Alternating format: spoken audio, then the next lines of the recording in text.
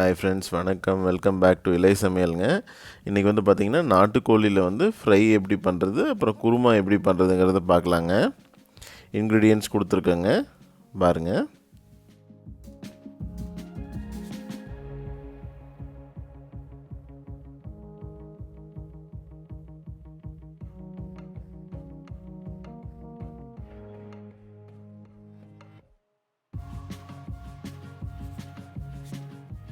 இப்போ நம்ம எடுத்து வச்ச மசாலா ஐட்டம் எல்லாமே நல்லா கிரைண்டரில் போட்டு நைஸாக அரைச்சிக்கலாங்க.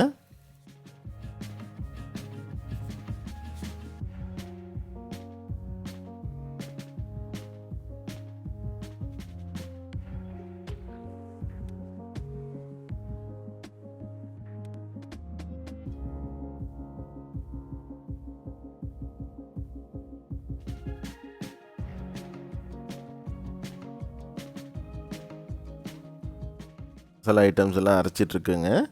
அடுத்து வந்து பார்த்திங்கன்னா நம்ம சிக்கன் வந்து க்ளீன் பண்ணி எடுத்து வச்சாச்சுங்க. நெக்ஸ்ட் வந்து கொஞ்சம் வெங்காயம் பூண்டு அரிஞ்சு வச்சுக்கலாங்க. பேன் வச்சு ஆயில் ஊற்றிக்கலாங்க. அதில் வந்து கொஞ்சம் ஏலக்காவும் கிராம்பு போட்டுக்கலாங்க. கொஞ்சம் வந்து நம்ம கட் பண்ணி வச்சுருக்க வெங்காயமும் பூண்டும் போட்டுக்கலாங்க. போட்டுட்டு நல்லா ஃப்ரை பண்ணிக்கலாங்க.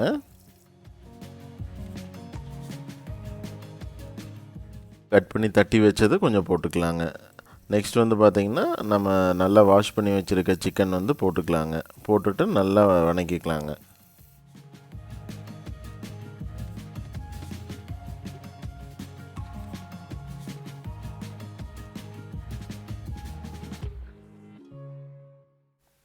நெக்ஸ்ட் வந்து பார்த்திங்கன்னா மஞ்சத்தூள் ஆட் பண்ணிக்கலாங்க. ஒரு 2 ஸ்பூன் போட்டுக்கிட்டாங்க.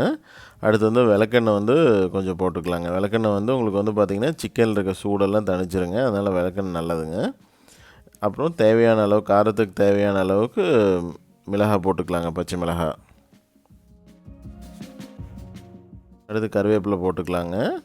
கருவேப்பிலை கொஞ்சம் நிறைய போட்டுக்கலாங்க. அப்போ தான் நல்லா வாசமாக நல்லாயிருக்குங்க. அடுத்து வந்து பார்த்திங்கன்னா நல்லா மிக்ஸ் பண்ணி விட்டுக்கலாங்க. இப்போ எல்லாமே போட்டாச்சுங்க, நல்லா மிக்ஸ் பண்ணி விட்டுக்கலாங்க.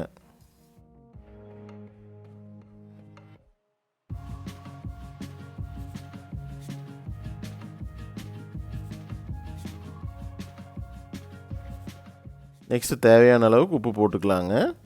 உப்பு போட்டுட்டு நல்லா மிக்ஸ் பண்ணி வச்சுட்டு இதை வந்து பார்த்திங்கன்னா நம்ம வந்து ஒரு குக்கருக்கு ட்ரான்ஸ்ஃபர் பண்ண போகிறோங்க.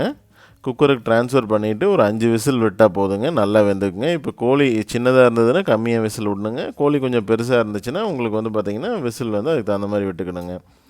குக்கரில் போட்டுட்டு தேவையான அளவுக்கு தண்ணி ஊற்றிக்கணுங்க.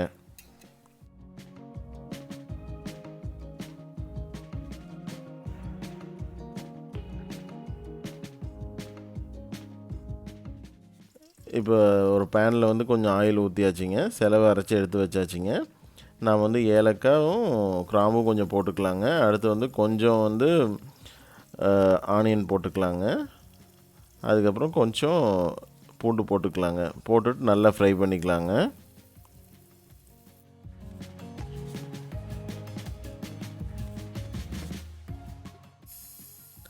இப்போ வந்து காரத்துக்கு தேவையான அளவுக்கு மறுபடியும் வந்து கொஞ்சம் பச்சை மிளகாய் ஆட் பண்ணிக்கலாங்க. அப்புறம் கருவேப்பிலை கொஞ்சம் ஆட் பண்ணிக்கலாங்க.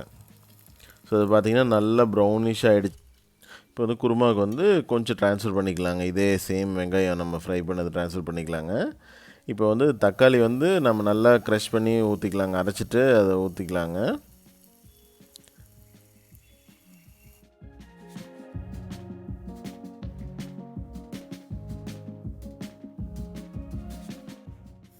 இப்போ நம்ம கிரைண்டரில் ஆட்டின செலவை வந்து நம்ம வந்து போட்டு ஃப்ரை பண்ணிக்கலாங்க நல்லா.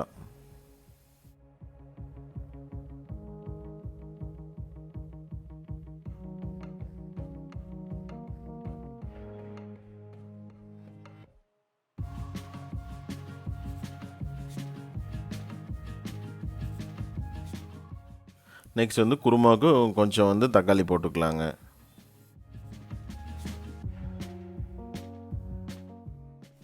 குருமாவுக்கு வந்து பார்த்திங்கன்னா கொஞ்சம் கருவேப்பிலை போட்டுக்கலாங்க. அடுத்து வந்து தேவையான அளவுக்கு தண்ணி ஊற்றிக்கலாங்க. ஸோ இது வந்து செலவு கொஞ்சம் ஊற்றியாச்சுங்க குருமாவுக்கு. ஸோ குருமா வந்து நல்லா கொதிக்கட்டுங்க. சிக்கன் வந்து வெந்துருச்சிங்க. 5 விசில் ஆகி விசில் அடங்கிருச்சிங்க. சிக்கன் வந்து வெந்துருச்சிங்க. குருமா வந்து பார்த்திங்கன்னா நல்லா கொதிச்சிட்ருக்குங்க. இப்போ இதுலேருந்து சூப் தனியாக எடுத்துடலாங்க. சிக்கன்லேருந்து சூப் மட்டும் தனியாக வடித்தாச்சுங்க. சிக்கன் வந்து பார்த்திங்கன்னா நம்ம ஆல்ரெடி ரெடி பண்ணி வச்சுருக்க சிக்கன் மசாலாவில் வந்து போட்டுடலாங்க. போட்டு ஃப்ரை பண்ணிக்கலாம். சூப் வந்து பார்த்திங்கன்னா நம்ம வந்து கிரேவியில் ஊற்றிக்கலாங்க, குருமாவில் ஊற்றிடலாங்க. கொஞ்சம் சிக்கன் வந்து நம்ம வந்து ஃப்ரைலேருந்து நம்ம அதுக்கு ட்ரான்ஸ்ஃபர் பண்ணிடலாங்க கிரேவிக்கு.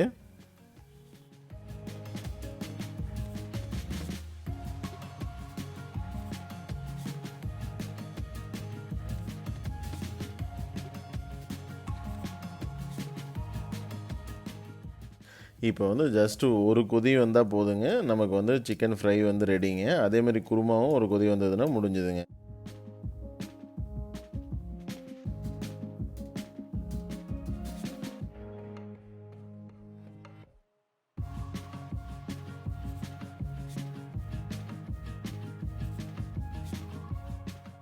காரத்தை செக் பண்ணிவிட்டு நம்ம வந்து மிளகாத்தூளும் மல்லித்தூளும் போட்டுக்கலாங்க.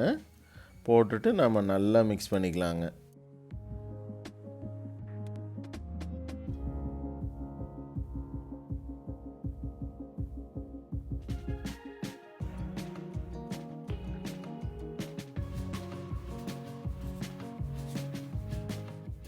குருமா வந்து நல்லா கொதிச்சு ரெடி ஆகிடுச்சிங்க. இப்போ வந்து கொத்தமல்லி தழை போட்டுடலாங்க. இப்போ வந்து சிக்கன் குருமா வந்து ரெடிங்க. அடுத்தது சிக்கன் ஃப்ரைக்கும் நம்ம வந்து கொஞ்சம் கொத்தமல்லி தழை போட்டுடலாங்க. அதுவும் சிக்கன் ஃப்ரையும் ரெடி ஆகிடுச்சிங்க. இப்போ வந்து உங்களுக்கு கண்டிப்பாக பிடிச்சிருக்குன்னு நினைக்கிறேன், சிக்கன் ஃப்ரையும் சிக்கன் குருமாவும் எப்படி பண்ணுறதுன்னு. ஸோ நீங்கள் கண்டிப்பாக ட்ரை பண்ணி பாருங்கள். சேனல் பிடிச்சிருந்தா லைக் பண்ணுங்கள், சப்ஸ்கிரைப் பண்ணுங்கள், ஷேர் பண்ணுங்கள். தேங்க்யூங்க.